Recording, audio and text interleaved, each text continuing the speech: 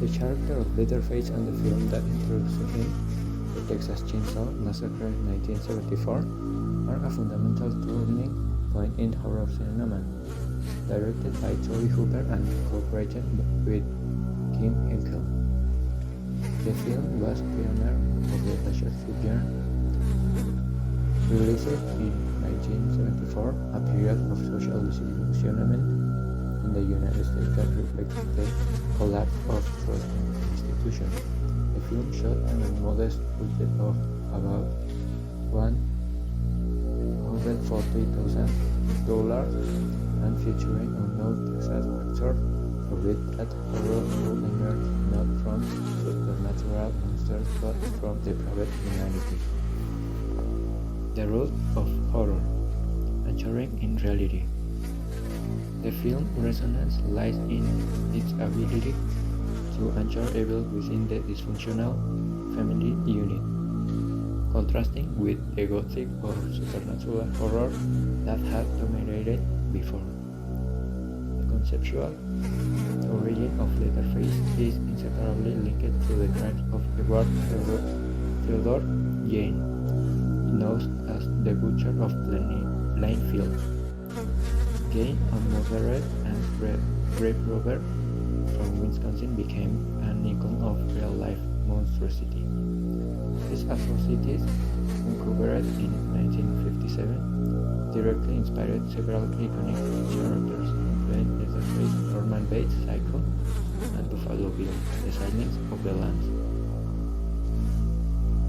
The visceral disturbance of the 1974 films come from transposing artifacts found in Gaines' home into Leatherface iconography.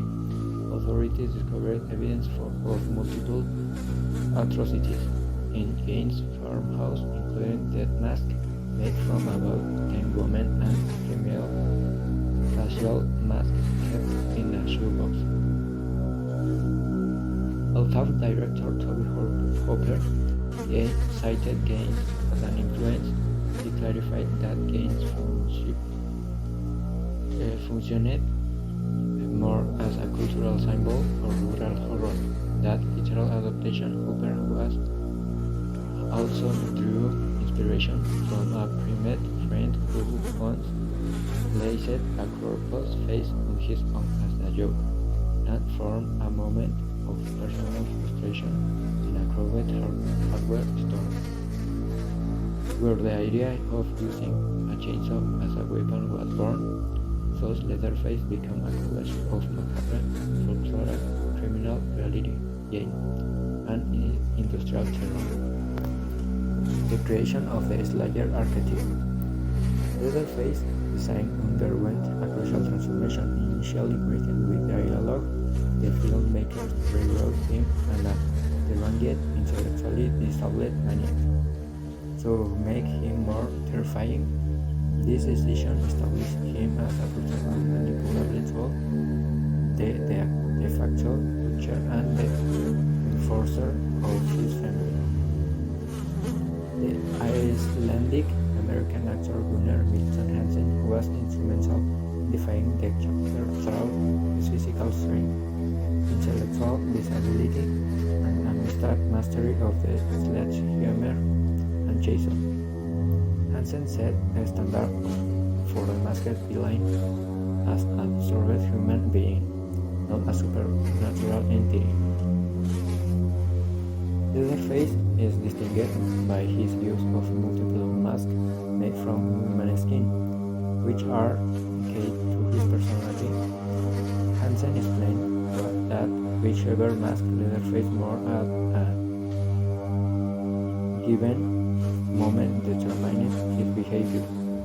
The character stole identities to fulfill the roles his cannibalistic family demanded, a psychological defense mechanism known as the personalization caused by abuse.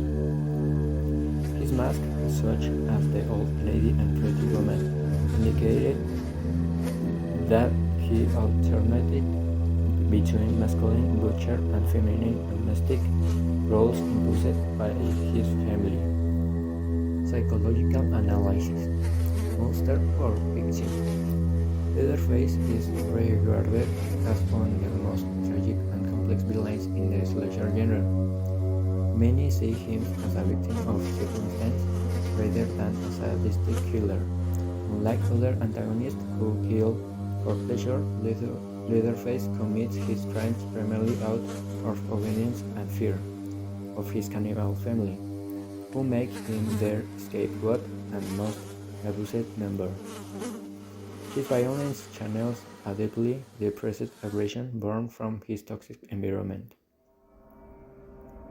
In contrast to Michael Myers, pure evil, or Jason Voorhees, a supernatural entity, Leatherface's impact lies in his humanity. His endurance and brutality stem from depravity and biology, not magic, making him both believed and terrifying. This perceived humanity and tragic origin demonstrate that the deepest horror resides in the human capacity for monstrosity. The canonical crisis for timelines. The Texas Chainsaw Massacre franchise was suffered extreme narrative fragmentation, resulting in at least 4 distinct timelines, reflecting the difficulty of replicating the original film's ambiguity. Timeline 1.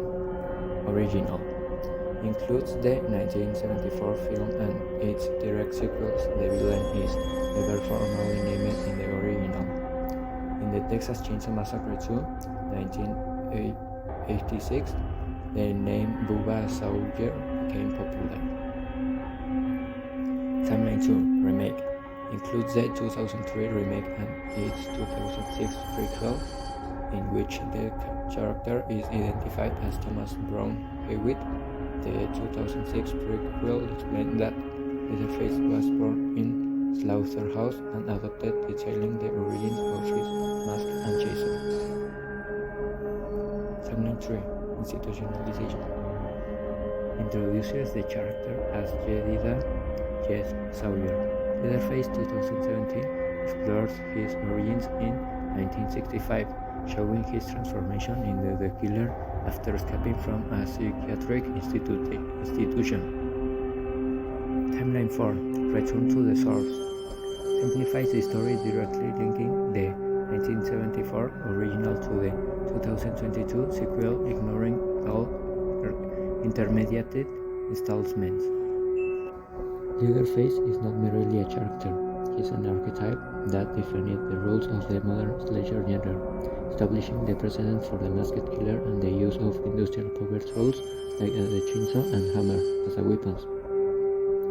His complexity is stemming from familial motivation, and the real-life horror of Ed Gein makes him more nuanced than many successors who leaned toward the fantastic or supernatural.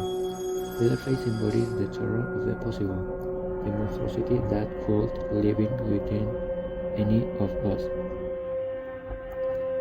Leatherface endures as the definitive archetype of romantic and visceral horror.